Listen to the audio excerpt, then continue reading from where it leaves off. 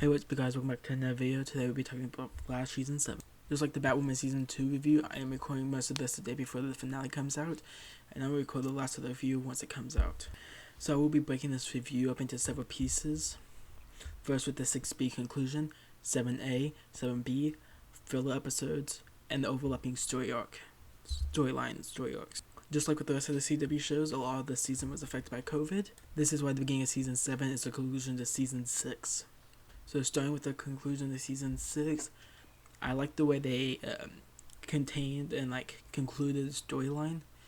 And I like how they also gave Iris things to do. She helped form the new Speed Force, and she also helped defeat Eva. Although the way she defeated Eva is a big controversy within this season because they're always trying to redeem heroes in the show.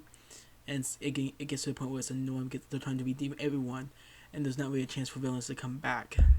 One of my favorite things from the ending of Season 6 conclusion is how they separated the Frost and Caitlin characters. So they're more like sisters now instead of two split personalities in one body.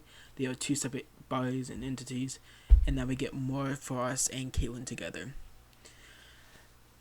Just like I said, I hate how they redeem the main villain because due to the fact of they're always trying to redeem villains, and that comes in with 7A, more of that.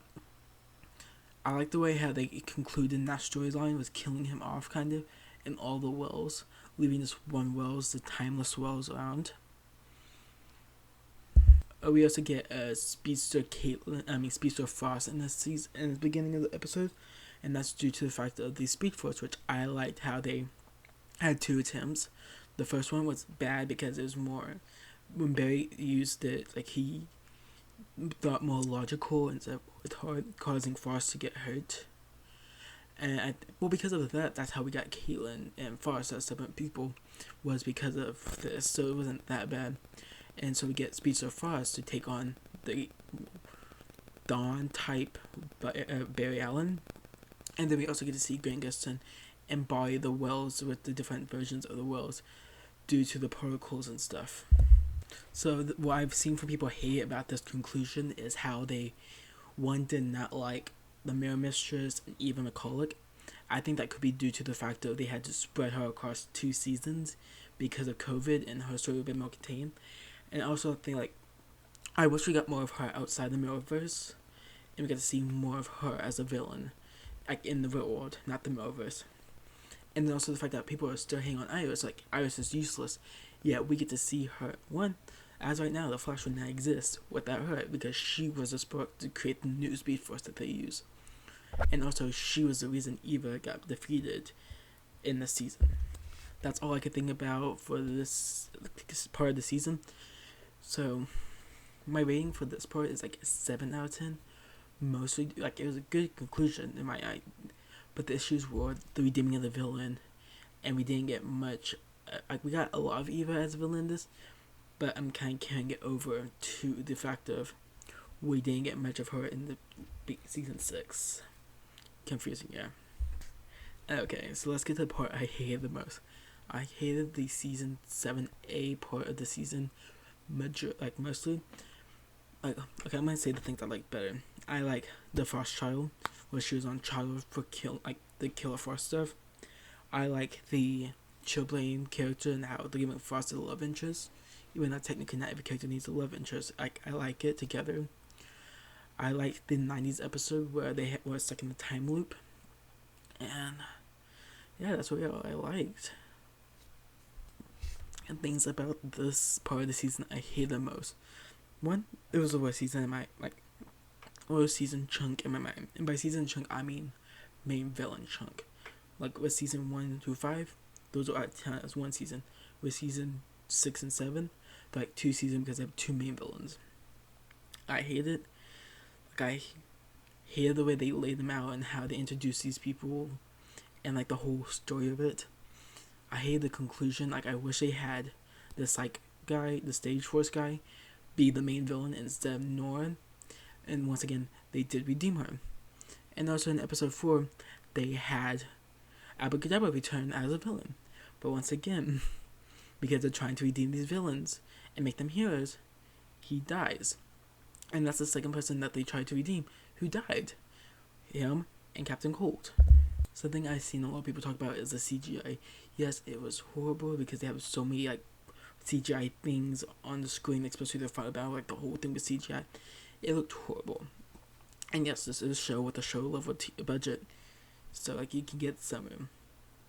And also, like, even though technically the story arc was between episode 4 and 11, I believe, there's like 7 episodes.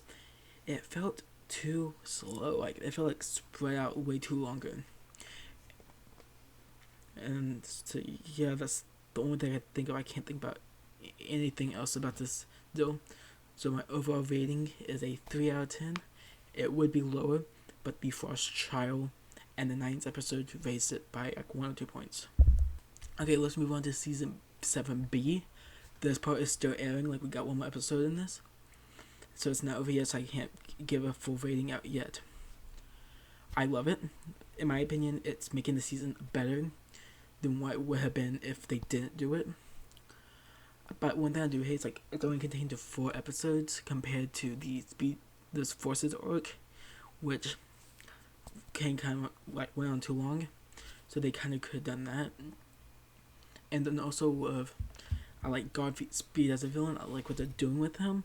I also like what they did in the comics, like with them being like friends and them turning on each other.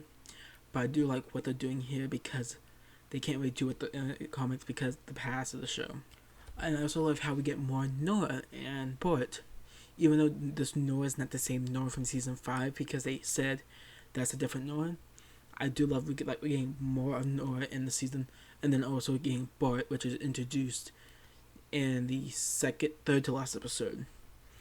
And I like, yeah, it's not long enough, like I said. And this also had Diggle cameo, which is part of these multiple story arcs, which don't connect at the same time, because I don't know if they knew which episode was coming out first. So it's like it's kind of hard to like connect them together. And there's really nothing else I can think about this because it's not over yet. So I'll give my rating once it finishes. Okay, so the Flash season 7 just finished. I just watched the finale, and I got stuff to talk about. This is one it's a good finale. I enjoyed it. So to sum it up a little bit, we get the final Godspeed form, and surprisingly, we get another species to return. Thawne. Yes, Thawne returns back to the Flash, and him and Barry team up to defeat Thawne, to defeat Godspeed. And something strange happens. A lightsaber battle basically goes off. A speedster lightsaber battle happens, which I find amazing. And then we also get that cool team up with all the speedsters, besides Wally and Jesse, even though Jesse's dead. It sucks that we couldn't get Wally. And at the end of it, we get battle duels between Barry and Iris, which I found sweet, and Jordan Fisher sings in it. Okay, so the final thing I want to mention is the conclusion of the Kramer arc story. So we find out that Kramer is a meta, and her powers are, well, her friend that she kind of has a brother, his powers is he can heal super fast, like immediately. Like his healing power is very impressive. But her meta power is that she can copy any meta's powers in the vicinity of her, because she runs with the Godspeed Lightning to save Joe. So people are like, is she a speedster or what? To find out, she said the only reason she did not die in the explosion was because she copied the powers of her friend who had the healing factor, so she was able to heal. So her powers, so it kind of makes sense. I wish I could did it differently, so I just hit my mic. But overall, I like how it concluded. So my overall review for the season 7B is, so I'm gonna give it a 9 or 8. I'm gonna give it a 9 out of 10. It might be an 8 out of 10. That's because I'm just on the hype of the final episode. It could have been longer. And yeah, that's the way my criticism. It could have been longer. Yeah. Okay, I'm gonna move on to the filler episodes, because technically there's 4 filler episodes, but technically 3. I say this because, well, there's technically 2. I say this because episode 4 is technically filler. It's not part of the season 6B, and it's not part of the season 7A. Only the ending part of season 7A. But it does set up season 7A, so I'm not technically counting it as filler. And the third one that could be or cannot be counted is this girl's leaving episode. Because this wasn't filler because it was important to the character. He's been here since season 1, and he's leaving, so like of course he had an episode about him leaving. So I wouldn't really count this as filler, but I really enjoyed this episode. And let's get into the two most controversial. So there was a Cecile episode, like after the Cecile leaving, that like went on about mental health and kind of like more like a PSA. Like I kind of liked it, but I kind of didn't because it was weird. Like it was actually a good one. We got Sue Dearborn back for this one in the next episode, which I'm about to talk about. And so the last filler, which a lot of people didn't like, which was very controversial about this episode. This episode, like, we got to see Ultraviolet return, which was nice. And we get to see Allegra kind of unlock her full powers, kind of, with her emotions. It's confused because she can't control her powers in other episodes, but this episode she's like binary, like Captain Marvel's did. Yeah. So I liked it personally, but a lot of people did not. So overall, I give these filler episodes, like, we could have gone without the Cecile one. So, like, that's why I would put it at 5 out of 10. The reason I put 5 out of 10 is because we could have gone without the Cecile one. The Lego one was controversial. Like, they could have gave her more of a story arc and character growth in the episode. And really the only one I mostly liked out of it was this girl's last episode. So the last thing I'm going to talk about, before I give the final rating, is the overlapping story. So there was an overlapping story with Jo, which we knew about this, but due to set first, I thought it was going to be something different. So it's basically about Kramer. She's always my foster child, and so she has a overlapping, which is good. It gave something Jo to do, but at the same time, I thought it'd be something different. I thought it'd be more like the Black Lightning stuff, where males are on the hunt. And